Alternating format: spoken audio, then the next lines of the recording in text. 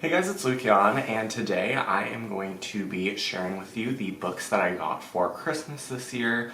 I'm really excited to talk about all these books. Some of them are books that I have been anxiously awaiting for months because I really don't buy books outside of my birthday, which is in June, and then Christmas, which is obviously in December. So I usually have 6 months where I can compile a list of books that I want to ask for. And I'm very excited to talk about all of the books that I received this Christmas. I'm going to start with some books that my mom just saw and thought I would enjoy, and I don't know a ton about each of these books, so I'm kind of just going to talk about them pretty quickly. The first is The Strength in Our Scars by Bianca Sparacino.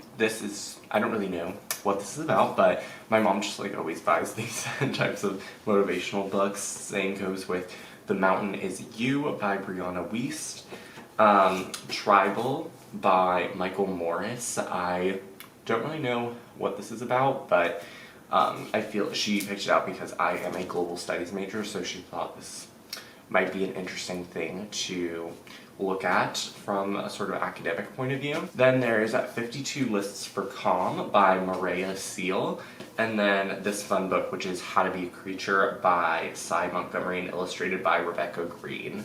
This is probably the one that I'm most excited for because I love animals and I thought the cover is really cute. So yeah, these are just some additional books that my mom thought I would enjoy. First up, I have The Conqueror Saga by Kirsten White. This is one of my favorite series of all time, and I've never owned copies of all 3 books. Well, okay, technically that's not true. I have the paperback editions of I Darken and Now I Rise because I Darken was one of the first YA books I ever purchased, and then I got Now I Rise after I finished I Darken, but I never got a finished copy of Bright Rebirth because I had an arc of it, and I also have an arc of Now I Rise, so I just never had same format copies of all 3 books, so I decided to ask for the hardcovers. So the first book is I Darken, and this is a sort of reimagining of the life of Vlad the Impaler, but it poses the question of how would history have been different if Vlad had been born a woman. So it follows Vlada the Impaler and her brother Radu as this book really focuses on their early life when they are sent from where they live in Wallachia in modern-day Romania to the Ottoman courts as political prisoners, and they both react to the Ottoman courts very differently, so it sort of follows both of their journeys. Then Now I Rise, the sequel, and probably my favorite book in the series, delves into the fall of Constantinople, and it really just catalogs that siege of the city. It's told in 4 months. It's very tightly plotted, and as I said, probably my favorite book in the series. And then Bright Rebirth, the finale, deals with the aftermath of the fall of Constantinople, and then just the other sort of drama that happens in Lada and Radu's lives. And it's also a great book, great finale. This entire series is absolutely phenomenal, and I'm very happy that I have finished copies of all 3 books. Next, I have Crimson Bound by Rosamund Hodge. I believe this is a retelling of Little Red Riding Hood, but this cover has always intrigued me, and I know it takes place in a French-inspired fantasy world, which would make sense with Little Red Riding Hood. But yeah, for the most part, I really don't know what this is about, but I'm always looking for some standalone live fantasy books. Then I have The Boleyn Inheritance by Philippa Gregory.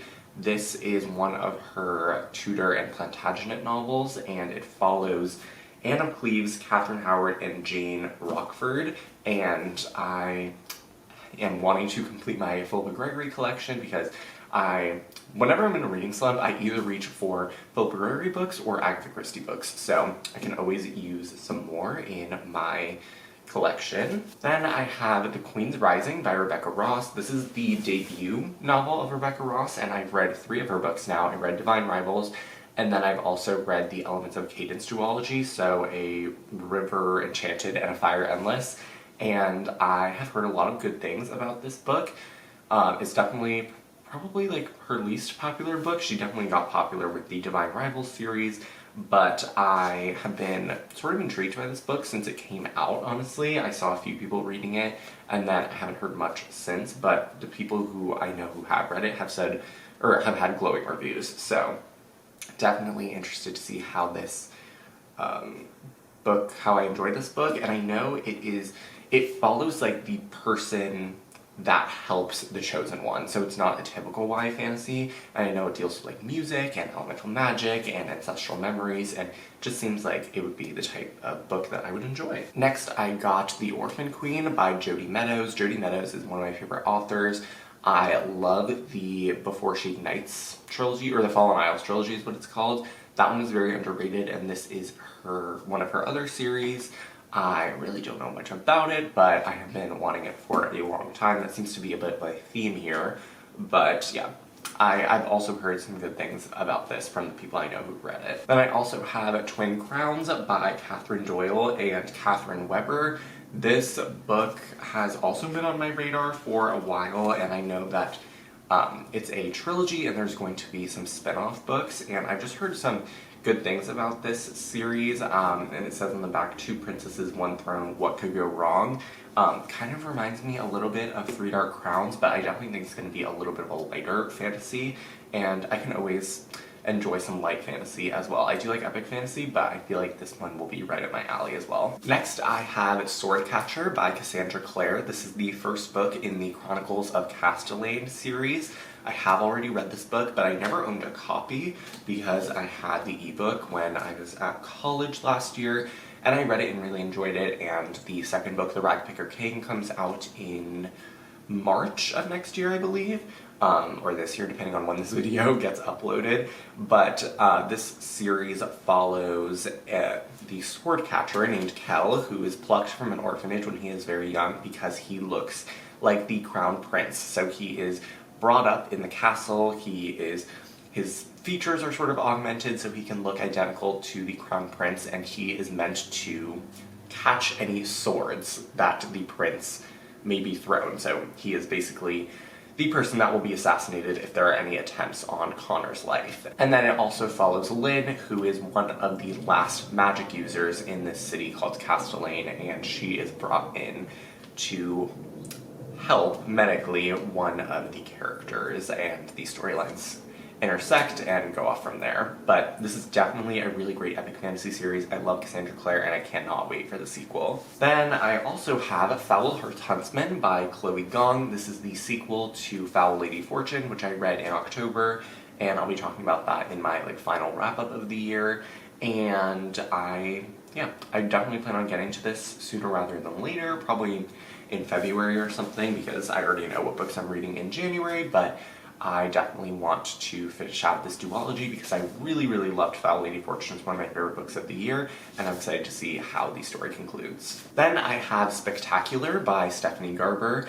I have already read this book as well, but I read it on Christmas Day because I'd been waiting until I had a physical copy of it because it has such beautiful illustrations.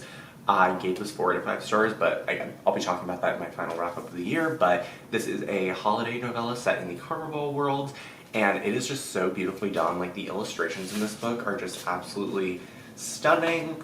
I love them so much, and I read this book basically in one sitting. I love the Caramel world, I love Stephanie Garber, and this book was no exception. It was really, really great, and I love the quality, or the work that was put into making this novella special, and not just a regular holiday novella a la A Court Across the Starlight. This one had really beautiful illustrations and just a lot of really cool elements in it as well. Then I have Shiny Broken Pieces by Sona Charapatra and Donnell Clayton. This is the sequel to Tiny Pretty Things, which I read a few years ago, and I randomly just remembered that I never read the sequel/finale to it, and I definitely want to. I don't think I'm going to reread Tiny Pretty Things. I'll probably just read a recap of it, but it was definitely a fun, juicy series, or first book in a series. It reminded me a lot of Catherine McGee's books, so the Thousandth Floor series and the American Royals series. But this is set at a prestigious Manhattan Ballet Academy, and it follows 3 characters who are all fighting their way to the top. And I do remember the ending of Tiny Pretty Things having a very explosive cliffhanger, so I'm excited to see where things go. Then I asked for Stardust in Their Veins by Laura Sebastian, another book I've already read. This is the sequel to Castles in Their Bones, which was one of my favorite books of this year, and then I read this the month after. I probably should have also asked for the 3rd and final book, but maybe I'll get that for my birthday next year. And this series this is also kind of similar to Three Dark Crowns. It follows three princesses who have sort of been trained by their mother since they were a very young age, and then when they turn 16, I believe, they are sent to 3 different kingdoms to marry the princes there so that their mother can take over this entire continent, basically. And drama ensues, and I didn't love this one as much as the first book, but I did still enjoy it, and I'm excited to have a physical copy of it. Then I have Where the Library Hides by Isabel Ibanez. This is the sequel to What the River Knows, which I read last year and really enjoyed. So once again, I am excited to see how this series wraps up. It is set in Egypt in the late 19th century, and it follows a main character who goes to Egypt after her parents are mysteriously die, and she wants to figure out how and what and all the drama with that, and there's a lot of stuff about like ancient Egypt in it. It was just a really, really fun first book, and I definitely am eager to know how the story comes to a close and what else we are going to explore in this sequel. I love ancient Egypt. I really, really enjoyed Isabel Ibanez's writing, and I can't wait to read this. Then I have Heir by Sabaa Tahir. This is the first book in a spin-off of the Ember in the Ashes series. I also already read this. I received an e-arc of it in like June or July, and I really enjoyed it. So once again, I'm excited to have a physical copy of it. I think this book is so gorgeous, and it's going to look great next to the Ember series. And yeah, definitely recommend it. I can't talk a lot about it because it is like a spin-off. You technically don't need to read the Ember series, but I definitely would recommend it. And yeah, this just follows like 3 characters in, I believe it's 10 years after the end of A Sky Beyond the Storm. But it was great, and I am eagerly anticipating the sequel whenever that comes out. And the last book that I have to talk about today is The Poppy War by R.F. Kuang. I read 2 R.F. Kuang books this year. I read Babel, and then I read Yellowface, and this is her first series.